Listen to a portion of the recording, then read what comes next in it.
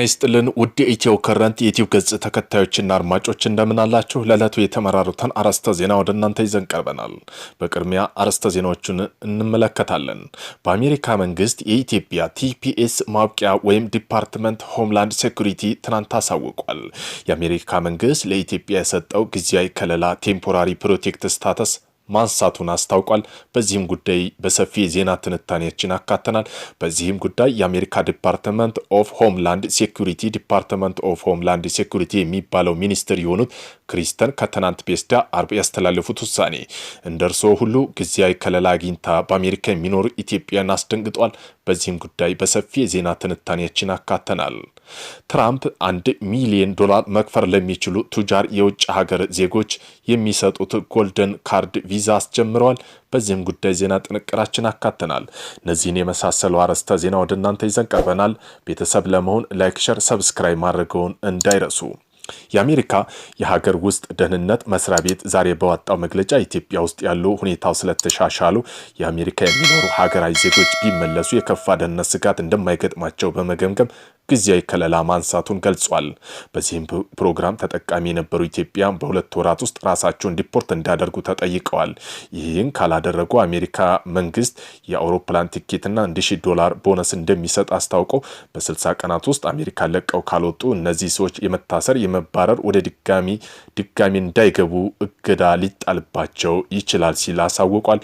በዚህም ጉዳይ የዜና ትንታኔያችን ተጨማሪም ይዟል። የአሜሪካ መንግስት ለኢትዮጵያ ሲሰጥ የነበረውን ከለላ አቋርጧል። የአሜሪካ መንግስት ከ3 ዓመት በፊት ኢትዮጵያ በጊዜያዊ የህግ ጥበቃ ሀገሪቱ ውስጥ እንዲኖሩ የፈቀደበትን አሰራር እንዳበቃ አደረገ። የአሜሪካ መንግስት ይህን ጊዜያዊ የህግ ጥበቃ መብት የሚሰጠው በሀገሪቱ ግጭት፣ የተፈጥሮ አደጋ ወይም ሌላ ደህንነቱ አስጊ የሆኑ የተለየ ክስተት ካለባቸው ሀገራት ለመጡ ስደተኞች ነው። በዚህም የጥገኝነት መብት ውስጥ ተቀባይነት የሚያገኙ ስደተኞች በዩናይትድ ስቴትስ ኦፍ አሜሪካ ውስጥ እንዲሰሩ ከሀገር እንዳይባረሩ የሚያደርግ ጊዜያዊ ከለላ ያገኛሉ። ይህም በትግራይ በተካሄደው ጦርነት ተከትሎ ፕሬዝዳንት ጆ ባይደን አስተዳደር ለኢትዮጵያ ጥገኝነት ተጠያቂ ሲሰጥ የነበረው ጊዜያዊ የህግ ጠበቃ በአሁኑ በስደተኞች ላይ ጠንከር ያለ አቋም የሚያራምዱት የአሜሪካው ፕሬዝዳንት ዶናልድ ትራምፕ አስተዳደር እንዳበቃ ተደርጓል። ውሳኔ ይፋ የተደረገው ከአሜሪካ ሀገራት ውስጥ ደህንነት መስሪያ ቤት ኃላፊ ክሪስቲን ኖም የመንግስታቱ ውሳኔ የሚመጡበትን የፌዴራል መንግስት መድረክ ላይ ባወጡት ማስታወቂያ ነው። በሀገሪቱ ሁኔታን በመመርመርና ከሚመለከታቸው የአሜሪካ መንግስት አካል ጋር በመመካከር ኃላፊዋ ኢትዮጵያ ለጊዜያዊ ህግ ጠበቃ የሚያስፈልጉ ሁኔታ የማታሟላ ናት በሚል ውሳኔውን አሳልፏል በማለት ውሳኔውን አሳውቋል። የአሜሪካ መንግስት ይህን ህጋዊ ጠበቃ ለመጀመሪያ ለ18 ወራት ተግባራዊ እንዲሆን ለኢትዮጵያ መስጠት የጀመረውን ጥቅምት 11 2015 ዓ.ም የወቅቱ የሀገሪቱ ውስጥ ደህንነት መስሪያ ቤት ኃላፊ ኤሪያንዲ ሚሮካስ ባወጣው መግለጫ ነበር። በወቅቱ የኢትዮጵያ ውስጥ የነበረው የትጥቅ ግጭትና የተለየና ጊዜያዊ ሁኔታ ከግን በማስገባት በአሜሪካ ውስጥ ህጋዊ የመኖሪያ ፈቃድ የሌላቸው ኢትዮጵያ ጊዜያዊ ህጋዊ ከለላ እንዲያገኙ ተፈቅዶ ላለፉት 3 ዓመታት ተግባራዊ ሲሆን ቆይቷል። ይህ ጊዜያዊ ጥበቃ ኢትዮጵያ በተፈቀደላት ጊዜ ወደ 27,000 ይሆናሉ ተብለው የሚገኙ ኢትዮጵያን ተጠቃሚ ይሆናል ተብሎ ይጠበቅ እንደነበር በወቅቱ የሀገሪቱ ውስጥ የደህንነት መስሪያ ቤት ቃል አቀባይ ተናግረዋል። በዚህ ጥበቃ ተጠቃሚ የሚሆኑት ኢትዮጵያ ውሳኔ ይፋ ከመሆኑ በፊት በአሜሪካ ውስጥ ረጅም ላለ ጊዜ የቆዩ መሆናቸው ማረጋገጥ ይጠበቅባቸው የነበረ ሲሆን ከተጠቀሰው ጊዜ በኋላ ወደ አሜሪካ መግባት ለእድሉ ተጠቃሚ እንደማያደርግ ተገልጾ ነበር።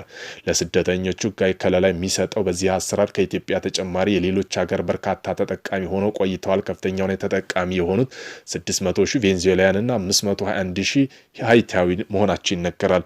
ነገር ግን ፕሬዝዳንት ትራምፕ ወደ ስልጣን መምጣታቸውን ተከትሎ የሀገር ውስጥ ደህንነት ባለስልጣን በቅርቡ በርካታ ሀገራት ዜጎች ከዚህ እድል ተጠቃሚ ውጭ እንደሆኑ ተደርጓል።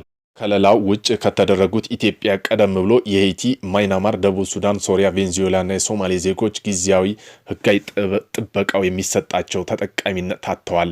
በዚህም ጥበቃ ስር ከሆነ አሜሪካ ውስጥ የመስራትና የመኖር እድል አግኝተው የነበሩ ኢትዮጵያና ሌሎች ሀገር ዜጎች ፕሬዝዳንት ትራምፕ እያካሄዱ ካለው ስደተኛ የማባረር እርምጃ ሊጋለጡ ይችላሉ። የትራምፕ አስተዳደር ዋነኛ ግባቸው ያደረገው በሀገር ውስጥ ያሉ ህገወጥ ስደተኞች በ100,000 የአሜሪካ ማስወጣት ከመሆኑ በተጨማሪ ህጋዊ መኖሪያና የስራ ፈቃድ ያላቸው ሰዎች ሰነዶች መለስ ብሎ እንዲመረምርም አስታውቋል። እዚህም ጋር ተያይዞ አሜሪካዊት ሚኒስተር ክሪስት ኖም ውሳኔ በቦስተን ከተማ ለምትኖር ኢትዮጵያውያን ነርስም ሜላት ገብሩ እግዚአብሔር መርዶ ሆኖባታል።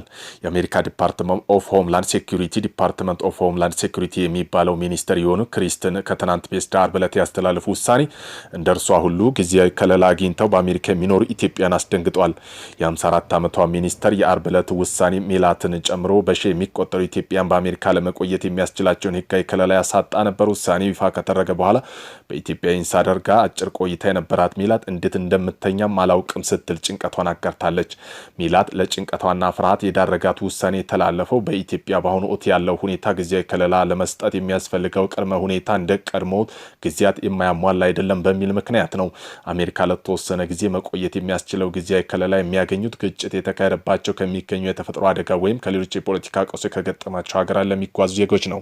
ከለላ የተሰጣቸው ሰዎች ወደ ትውልድ ሀገራቸው በግዳጅ ለመመለስ በሕግ የሚጠበቁ ሲሆን በአሜሪካ ለመስራት የሚያስችላቸው ፈቃድ ያገኛል።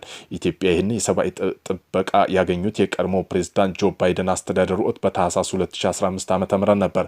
በወቅቱ ከለላውን ለማግኘት ብቁ የሆነው 26700 ኢትዮጵያ በአሜሪካ ይገኛሉ ተብሎ ይገመት ነበር። የአሜሪካው ፕሬዝዳንት $1 ሚሊዮን የሚከፈልበት ጎልደን ካርድ ቪዛ ይፋ አደረጉ።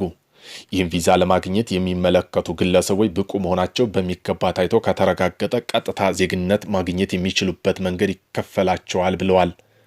ትራምፕ በማህበራዊ ሚዲያ ገጻቸው ላይ እጅግ የሚያስደንቅ ነገር ነው። ታላቅ የአሜሪካ ኩባንያዎች በስተመጨረሻም አቻ የማይገኝለት ተሰጥቷቸውን ጠብቀው ማቆየት ይችላሉ ሲሉም ጽፈዋል። ጎልደን ካርድ ፕሬዝዳንት ወደ ስልጣን እንደመጡ ይጀመራል ተብሎ ነበር። ይህን ካርድ የሚያስተዋውቁት ድረገጽ በሰፊው መረጃ መሰረት ካርድ ቪዛ ሲሆን በቪዛው የሚገኘው በሀገሪቱ ተጨባጭ ጥቅም ያገኛሉ ይላል። ይህ ቪዛ አይነት ይፋ የሆነው በትራምፕ አስተዳደር ህገወጥ ስደተኞች ላይ የሚወሰደው እርምጃ አጠናክሮ ከቀጠለበት ወቅት ነው።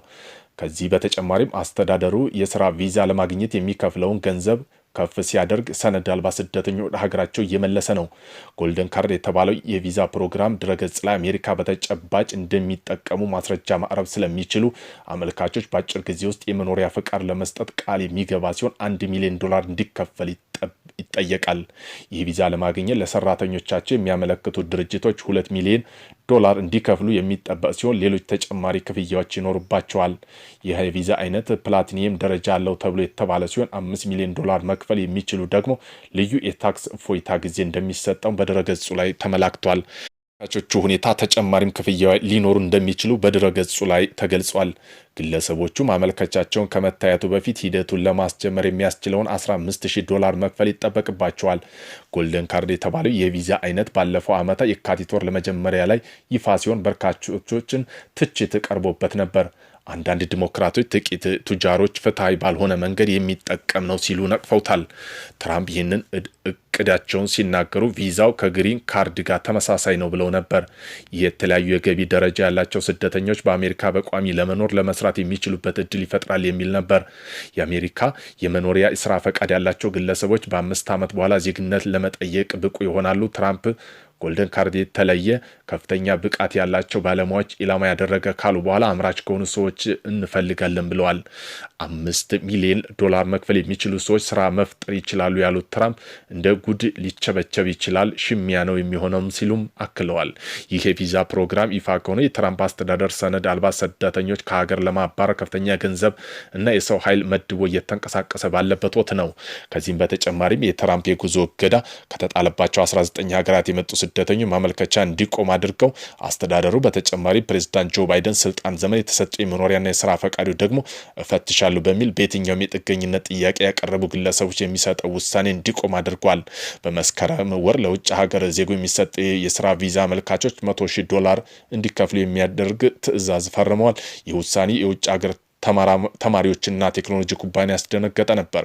ዋይት ሀውስ በኋላ ግን ክፍያው አዲስ አመልካቾች ላይ ብቻ ተግባራዊ እንደሚደረግም ገልጿል።